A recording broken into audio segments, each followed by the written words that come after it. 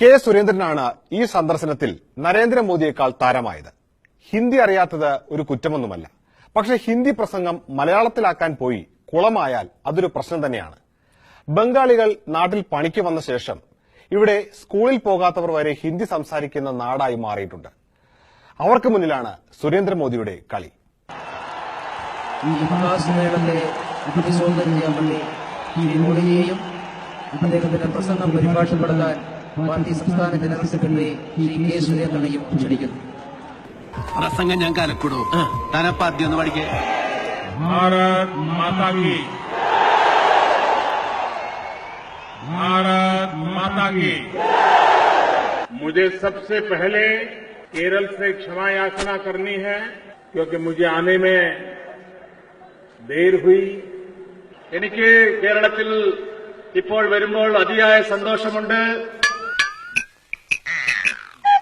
केरल से क्षमा याचना करनी है क्योंकि मुझे आने में देर हुई.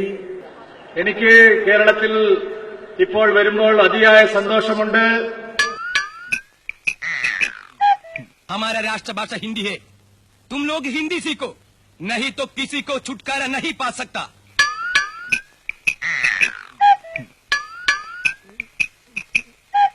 मुझे बहुत पहले केरल आना चाहिए था. ഞാൻ വളരെ പണ്ടുകാലം മുതൽക്ക് തന്നെ കേരളത്തിൽ വരുന്നയാളാണ്. मुझे बहुत पहले केरल आना चाहिए था.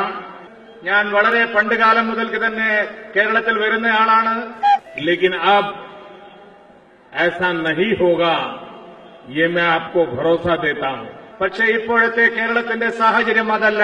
കേരളത്തിൽ വലിയ മാറ്റങ്ങളാണ് ഉണ്ടായിക്കൊണ്ടിരിക്കുന്നത്. എനിക്ക് അതിയായ സന്തോഷമുണ്ട്. जिन लोगों को हिंदी नहीं मालूम उन लोगों को हमारा सरकार नौकरी नहीं देगी. മുജേ മാലും അയ്യോ അറിഞ്ഞൂടാന്നുള്ള എന്റെ ഹിന്ദി എന്തുവാണോ എന്തോ മുജേ മാലും മുജേ